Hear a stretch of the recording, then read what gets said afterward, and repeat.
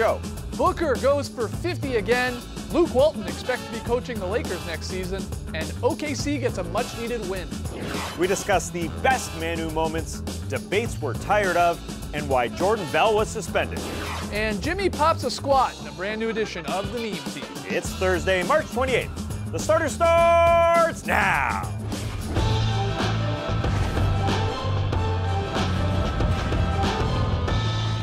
Good evening, sweet world, and welcome to The Starters, presented by Jack Daniel's Old No. 7 and Tennessee Honey. I'm J.E. Skeets, alongside me as always, Tass Mellis. We got the Aussie Lee Ellis, and over yonder, that's the bearded one, that's Trey Kirby. Hey-yo! Hey-yo! Trey, what's up? Well, I'm here at the internet looking for your best tweets at hashtag The Starters. And guys, today is opening day for Major League Baseball. That's right. While we are obviously basketball guys, who doesn't love the smell of the sweet green grass, that crack of the bat when the big league boys are back in town? And that brings us to today's question.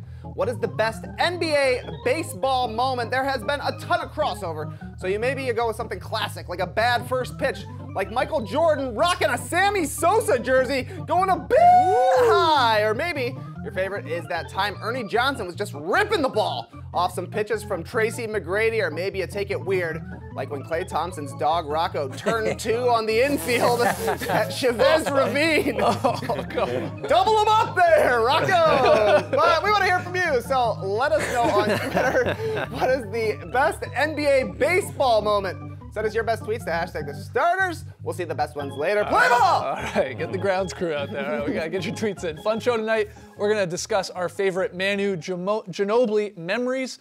We got a brand new meme team. We got a very solid play, but let's start with a little Is This News tonight. Trey has rounded up some recent NBA headlines. He's going to pitch them to us like he's Marcus Stroman. Hum now, Jays. And we'll determine whether or not they're actually newsworthy. Trey. Oh, feels good to get an opening day start here. Our first headline is from CBS Sports. The Suns' Devin Booker becomes the youngest NBA player ever to score 50-plus points in consecutive games. Is this news? Yes, it's news. Who cares if it's on a bad team? Devin Booker can get it any way he wants on the floor. Watching these highlights from him were so cool. From the three-point line, he was giving it to Bradley Beal on the drives. Left-hand finishes, right-hand finishes, mid-ranging, breaking guys down off cuts, wherever he wanted. It was real cool. And I didn't watch the full game of this. I gotta be honest. I watched it like a real Gen Zer. I watched the Instagram highlights and just the Instagram highlights. Right. But Devin Booker was pretty happy that his guys gave a good effort in this game, unlike the other night. This was a real close game. That's exactly right. That's the difference between Monday night's loss when they're down 30 and he's going for 60 at that point, or even 2 years ago when he was going for the 70 against the Celtics. This was a close game. They needed these points to try and win the game. But what do you think about this sort of referendum suddenly about Devin Booker and whether he's like a good stats, bad team guy and these points are sort of pointless? I don't buy that. I think he's amazing. He's only 22. It's worth pointing out again that he's doing these back-to-back 50s. But some people have said, who cares? They don't translate into wins. Well, is there any the best truth to player that he's played with over his short career? Good question. Eric Bledsoe. I mean, Tyson Chandler was an all-star, obviously not when he was there in Phoenix. I mean, he's just had no help whatsoever. They haven't done a good job surrounding him with any sort of talent, and he is a very talented player. Is he a 1 or a 2? That's the real question for me, because I don't think we know the answer to that yet, because he has to do kind of everything for Phoenix. A lot of people are saying he could be the James Harden type player, that Harden is in Houston, but until he gets any semblance of athletic, talented all-star players around him, we just won't know. He's the sort of player, he can put up 59, 60, 70 points. So he's got the talent, but he needs defenders and he needs someone else who can actually create their own shot and create a little bit of pressure on the defense. Until they get that, he's going to continue to put up all-star type numbers. That's also why he hasn't made an all-star game right now. People look at his numbers and go, games. yeah, and people go, oh, well, the Suns, I mean, someone has to score. Right. He's more than that guy. He's more than just a guy who's like, well, no one else can do it, so I'm going to do it.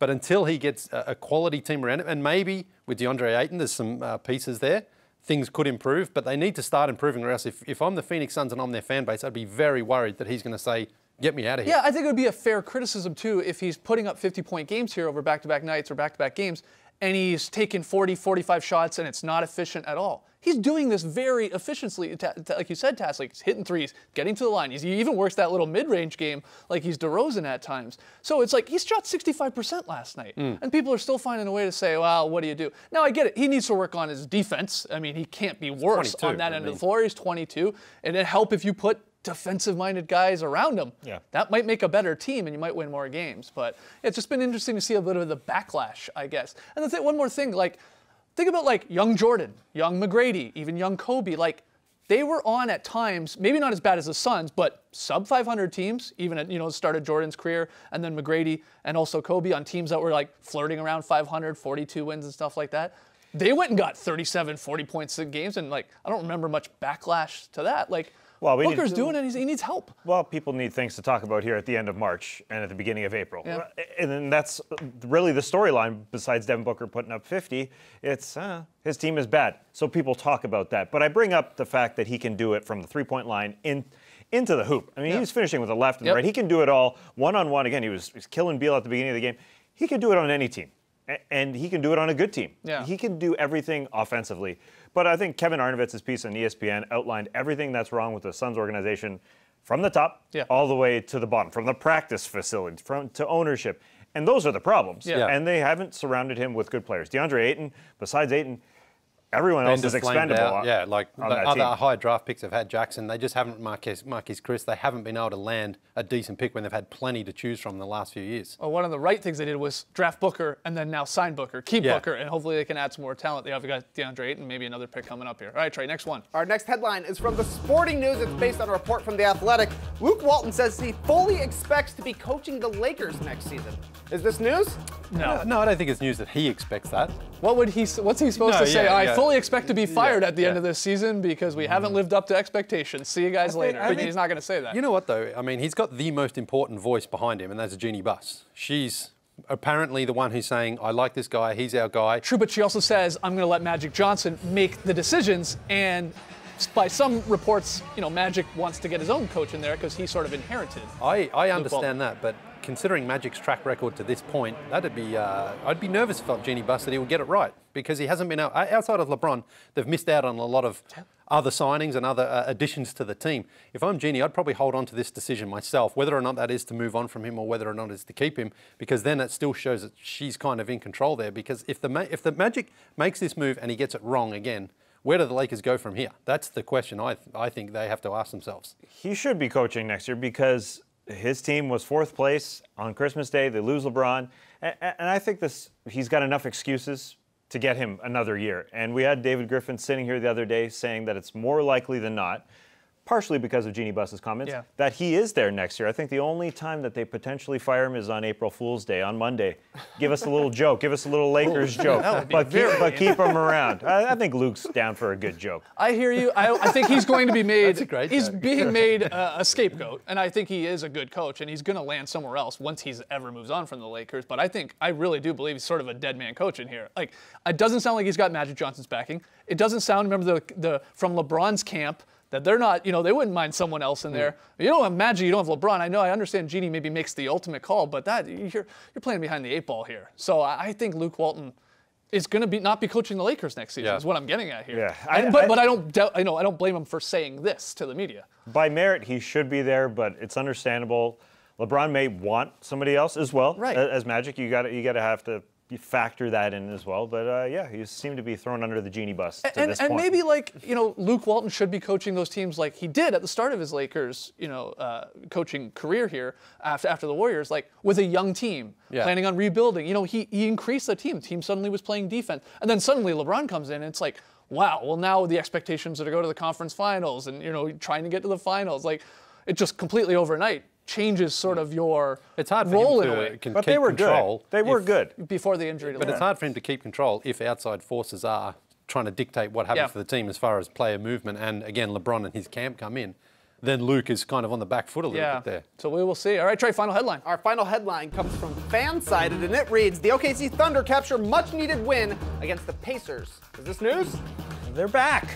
Sort of. I mean, OK's defense, surprisingly, is what has carried them all season long, and they've fallen off a cliff sort of the last couple months, and it's like they need Bulls head coach Jim Boylan in there just yelling at him, let's go! And yesterday, they got it going. In that third quarter, the Indiana Pacers went scoreless for 7 straight minutes. That doesn't happen in the NBA at all. They turned it on for this part. I just think that they sort of went into cruise control mode you know, when they were sort of up there and at the top of the standings and your two best players. Paul George got injured a little bit. That hurt. But I think they kind of just went into chill mode. And this team doesn't shoot well enough to be bad defensively. No, that's a win game. They have defense to be for awesome the most part. defensively. I think they just put it in neutral. I think it's not easy to just turn it back on, but I think they have that capability. They have the ability to be good again. It's a little worrisome, though, considering where they are in the standings. They had a chance to get home court advantage, and now they probably won't do that. But if you're the Boston Celtics, you like that result last night because it means the Pacers are only one game ahead. Yep. So there's so many. And they play tomorrow night. Yeah, exactly. So the Celtics will really get back into the home court advantage if they were to match up against Indiana. But OKC has had these moments throughout the season where they've looked really, really good and everything's clicking, and other times it looks like they're just a little bit disjointed. So hopefully they get it together for the playoffs, or else it could be another first-round exit for them. Yeah, 3 things stood out last night. The defense was back a little bit. Paul George, that was one of his best shooting performances since the shoulder injury. You know, he had been struggling as of late. And you also got some contributions from Steven Adams, who gave you 25 points. He hadn't scored like 20 points in a game in a very long time, since late January. So that's good. But, you know, we got to be honest with ourselves here, guys. We weren't really talking about OKC much struggling over the last couple weeks. It just, for whatever reason, wasn't slipping into the show here, even when they were near the top of the West, and then suddenly we're holding on to the 8th seed. But that was a big win, quality win, and maybe they end the season strong here going into the playoffs. It's going to really come down to matchups still anyway, no matter what seed you are in the West. But let's hear from you guys.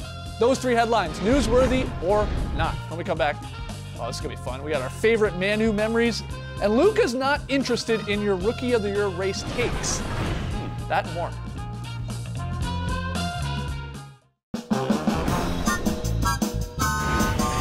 The Starters is presented by Jack Daniel's Old No. 7 and Tennessee Honey.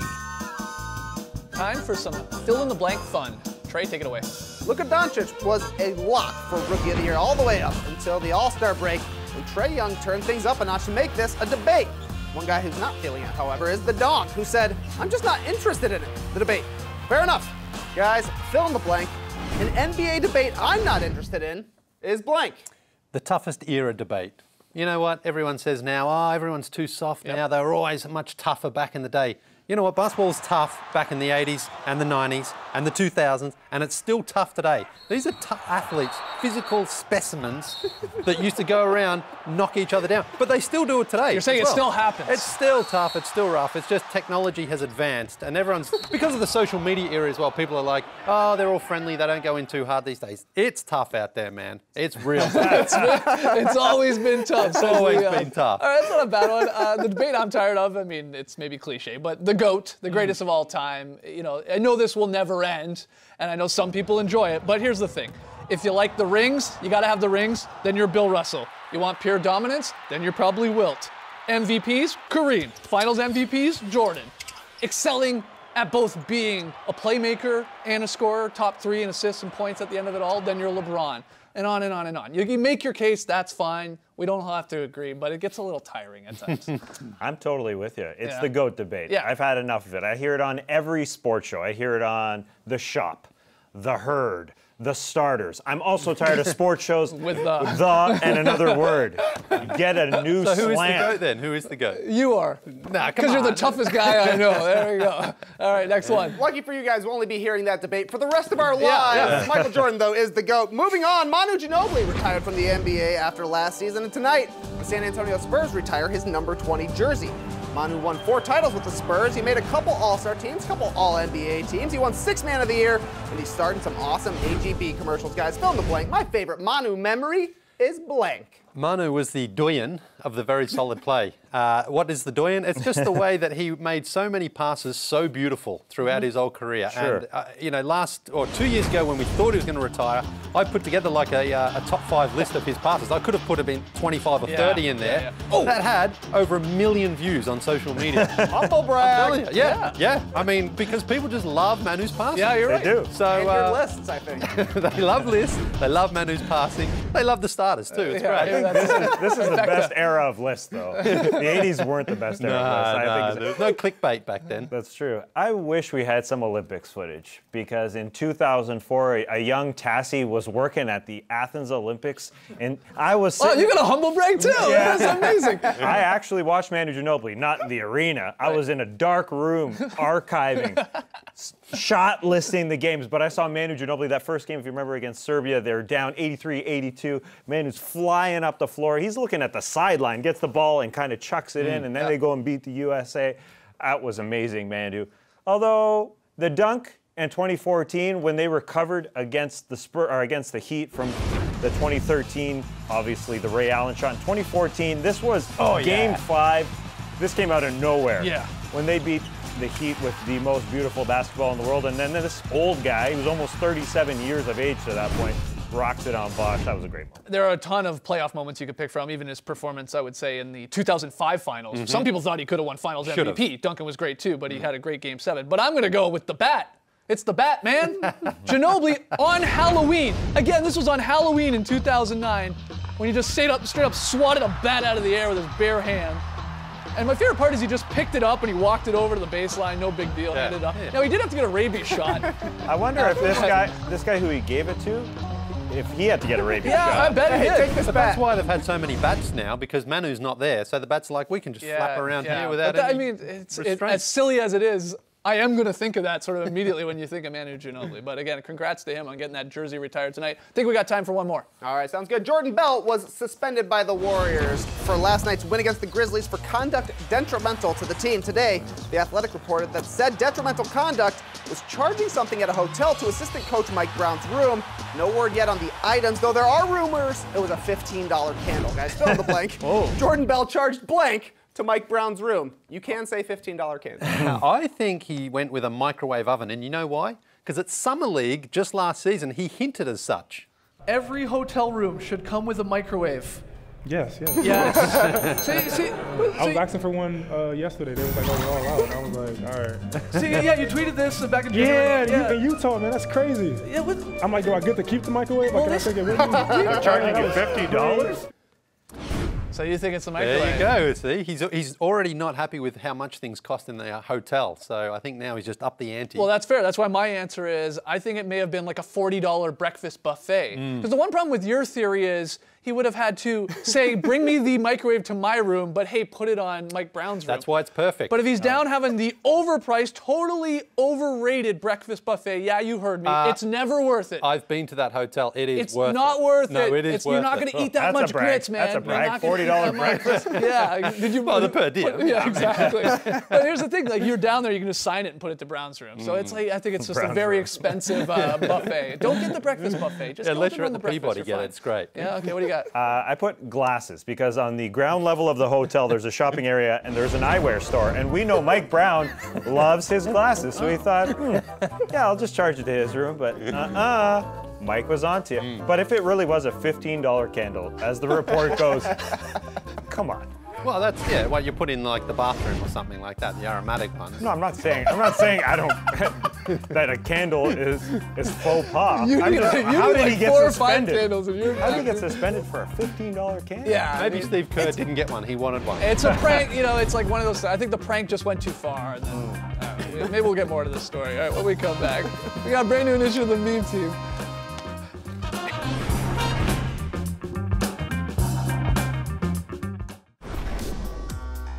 Every week here, we scour the internet to bring you the meme team, our favorite weird and wacky moments from the NBA universe. Let's get her going at number 5, Chris Paul's crossover that sent Bucks DJ Wilson flying. Bye. See you, buddy. See, didn't really break his ankles. He just went skating. Long track speed skating. And then Chris Paul, he buried it. Worldwide Wob gave us the Avengers meme, Avenge the Fallen. And then Willow Hati gave us the polished DJ Wilson Avengers poster. Very nice. At number 4, we had the perfect halftime show in Milwaukee this week. Cats doing Mission Impossible stunts. Shout out to CJ0 for this. Yes, go Ethan. Why is can there do a it. ladder on the bottom? This is, Lee, what do you think? You excited about this? Look at that. Cats are weird, man. Rip Hamilton would hate this. What's this? Look at this. I mean, shout out to them for their. Well, they do their own stunts. This is actually what you have to do when you take a cat to the veterinarian. It's this hard. All right, it was worth it. Goodness. Christian and the dog must be loving it. At 3 number, Jimmy Butler hit the game sealer versus Boston, and check the look here. Here come the memes when you hear the opening strums of That's Amore. When the shot hits your eye like a bigger pizza pie, that's amore. Dogs when they see you open the fridge. Shout out to Nits. And when you text her at 3 a.m. and see the 3 dots pop up. Oh, the classic. At number 2, PJ Tucker arriving Tuesday night's game wearing the I'm with MVP hoodie because he's walking in with Harden there. Well, the Bucks got the win, so the Twitter account roasted him after the game, photoshopping in Giannis there with Tucker. But then Nate jumped in, he said, fixed it for you. He added Giannis's head to the hoodie. But then Real Rudy K says, fixed it for you. What? Putting Harden's head back over Giannis's head, who was originally on Harden's head. Meme inception. At number 1, Lakers playoff aspirations officially came to an end Friday versus the Nets. Last time Bron was in the playoffs was 2005, so BR informed that 05, well, Netflix delivered. Apple didn't have an iPhone. YouTube was founded. Aubrey Graham, well, he was in a wheelchair. He wasn't Drake yet. He was Jimmy Brooks on Degrassi. Shout out to Degrassi. In 05, every dude looked like this, apparently. I did for sure. So many colors. These two were a couple. yeah. Cameron Diaz and Justin. I forgot about this. And playoff mode has officially been deactivated. Yeah, kick your feet up, have some wine, LeBron. Nice socks. When we come back, Lily, you got a very solid play for us. Oh, it's a beauty. That's a good one, eh? Yeah. Good. Cook it up. Good.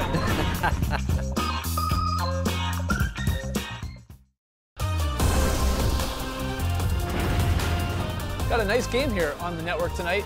Nuggets versus the Rockets get started at 8 p.m. Eastern. Got the Joker versus the Beard. Should be good. All right, we asked you best NBA baseball moment. You hit us up on Twitter, hashtag the starters. What do you got, Trey? Some good answers. Arjun says, Dirk looking like a giraffe running first base at his charity softball game. The man can sure move. Also great, LeBron hulking out at a Cleveland baseball game. I think this was during their comeback as well. But the best answer comes from CJ, who shows us Josh Jackson's way outside first pitch. Wow. Barely stays in screen. Good stuff. See, that's why Booker needs some help. Speaking of that Suns team, you know it, Trey needs some help. Trey has lost his 7th consecutive game in It's a the dynasty. pick'em battle and has went from first place to last in like the blink of an eye. And he's not gaining any ground tonight because everybody's got the Pistons at home taking on the red hot Magic. A little surprised, no one taking Orlando on a 6-game win streak. All right, but here you got, Lee. Yeah, we're going out to Memphis for a beautiful netball play here from the Warriors last night. Look at this, no dribbling, the ball just fizzes around, ends where it started. It's a boomerang from Quinn Cook. That's beautiful. That's what I call a very solid play. Solid. Also solid, tomorrow being Friday. We'll have a drop podcast for you. We'll get it up as soon as possible. Get your questions in right now. Hashtag the starters at NBA.com, and then we'll see you tomorrow night at 6 p.m. Eastern. Thanks for joining us. And remember, pre-show, Lee Ellis will vibe to anything, but he was vibing to Swoop. Yeah, Apple Eyes by Swoop. Okay. Embrace the night, people. Yeah.